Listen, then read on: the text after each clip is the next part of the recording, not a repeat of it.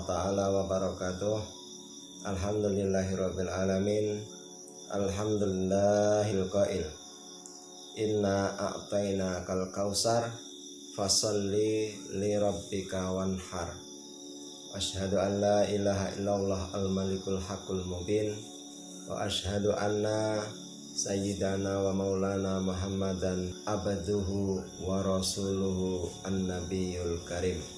Allahumma sholli ala sayyidina Muhammadin wa ala alihi wa sahbihi ajmain.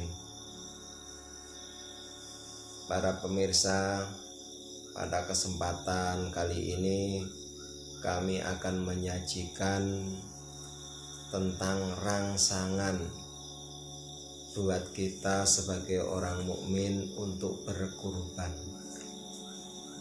Karena dalam satu riwayat Rasulullah Shallallahu Alaihi Wasallam bersabda yang berbunyi, mangkana lahu sa'atun falam yudhi fala yaqrabanna musallana.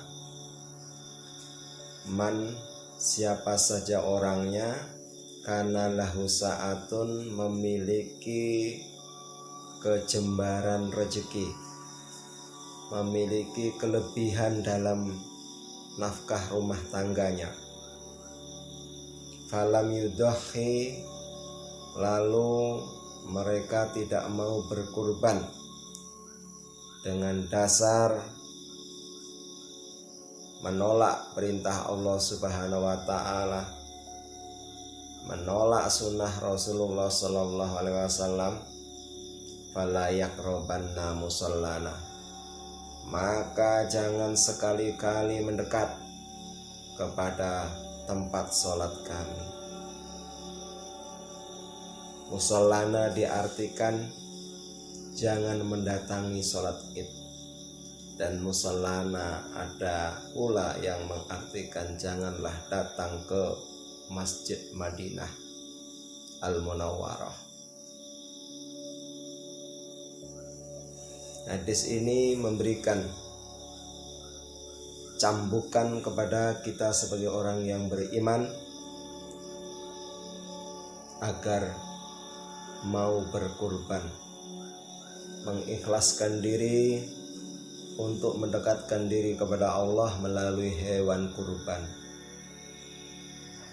Oleh karena itu, kami akan menyajikan satu riwayat yang disampaikan oleh Baginda Ali karamallahu wajhah radhiyallahu anhu, sebagaimana yang akan sama-sama kita kaji bersama. An Ali karamallahu wajhah radhiyallahu anhu, diriwayatkan dari Baginda Ali radhiyallahu anhu, man kharaja min baitihi, siapa keluar dari rumahnya, ila sira'il udhiyati, untuk maksud tujuan membeli hewan kurban, kana lahu bi kulli khatwatin asyru hasanatin, maka untuk dirinya dari setiap langkahnya ditulis 10 kebaikan. Wa muhayya anhu asru sayyi'atin, dan dari setiap langkahnya itu pula dihapuskan 10 kesalahan. Wa rufi'a lahu asru darajatin, dan diangkat dari setiap langkahnya itu 10 derajat. Wa idza takallama fi syira'iha, apabila ia berbincang-bincang, tawar menawar, mengadakan negosiasi dalam pembeliannya, kana kalamuhu tasbihan, maka ucapannya, maka setiap penggal kata dari ucapan yang keluar dihitung sebagai tasbih. atau terhitung dengan pahala bertasbih kepada Allah Subhanahu wa taala.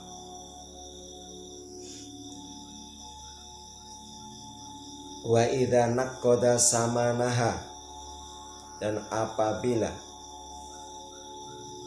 ia membayarkan harganya, kana lahu bi kulli dirhamin sab'u mi'ati hasanatin, maka dari setiap dirhamnya itu dilipat gandakan oleh Allah menjadi 700 kebaikan.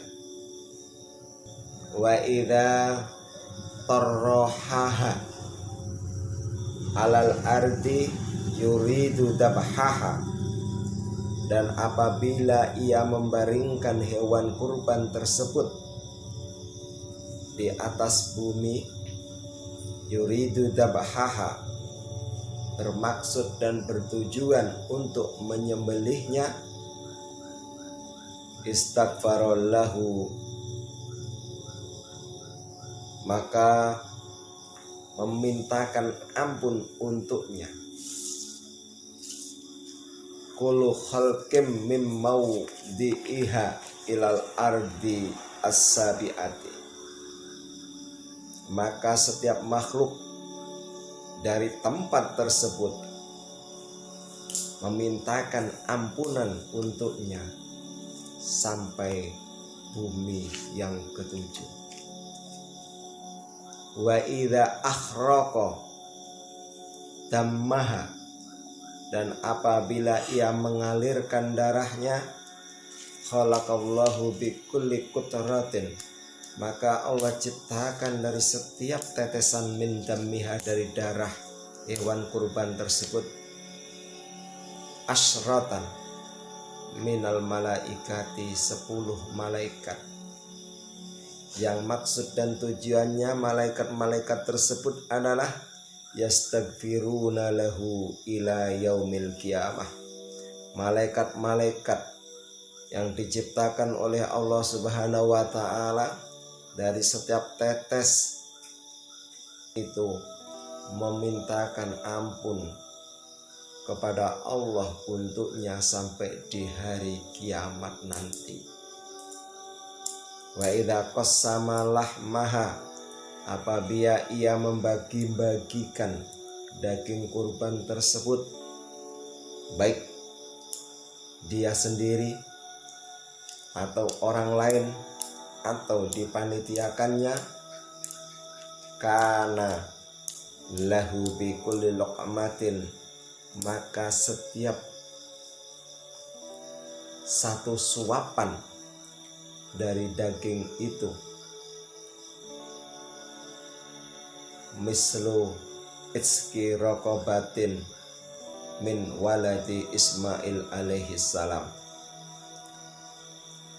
maka dihitung seperti memerdekakan budak dari keturunan Nabi Ismail alaihi salam. Padahal kita yakin, hakul yakin, keturunan dari Nabi Ismail tidak ada yang menjadi budak. Tetapi ini memberikan rangsangan dan pelajaran untuk menambah keimanan dan keilmuan kepada kita semua, bahwa sesungguhnya manfaat, khasiat serta fadilat berkurban itu sangatlah besar, karena sebagai ibadah pendekat kita kepada Allah Subhanahu wa taala, sekaligus penyelamat dari dunia hingga akhirat. Oleh karena itu bisa kita simpulkan kembali bahwa orang yang akan berkurban itu langkahnya dari rumah diberi pahala 10 kebaikan, dihapus 10 kejelekan, dan diangkat 10 derajat oleh Allah. Apabila ia berbincang-bincang, maka ucapannya dicatat sebagai tasbih. Apabila ia membayarnya, setiap 1 dirham dilipat gandakan menjadi 700 kebaikan. Apabila ia menidurkan hewan kurbannya bermaksud untuk menyembelihnya, maka semua makhluk di tempat tersebut hingga bumi ketujuh memintakan ampun kepadanya. Apabila ia mengalirkan darahnya, dari setiap tetes itu Allah jadikan setiap semburan dari darah tersebut 10 malaikat yang siap memintakan ampun untuknya sampai di hari kiamat nanti. Setiap daging yang ia bagi-bagikan,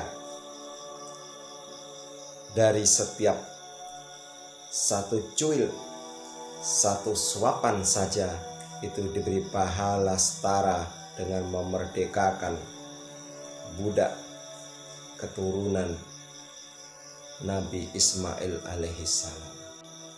Akhirnya marilah kita sama-sama mendekatkan diri kepada Allah Subhanahu wa Ta'ala dengan cara berkurban ini. Mari kita lakukan ibadah kurban setiap tahun sekali, karena ibadah kurban itu digantungkan dengan waktu. Setiap kita datang saat penyembelihan kurban atau Idul Adha atau disebut Idul Haji atau hari raya kurban, bagi kita yang memang punya kemampuan itu disunahkan untuk berkurban. Tetapi jika kita sangat-sangat tidak mampu, maka bolehlah kita mengupayakannya seumur kita sekali. Karena dalam riwayat lain, hewan kurban itu merupakan kendaraan untuk kita besok di akhirat. Semoga yang sedikit ini membawa manfaat. Akhirnya al-afu minkum, billahi taufiq wal hidayah, war ridho wal inayah. Assalamualaikum warahmatullahi wabarakatuh.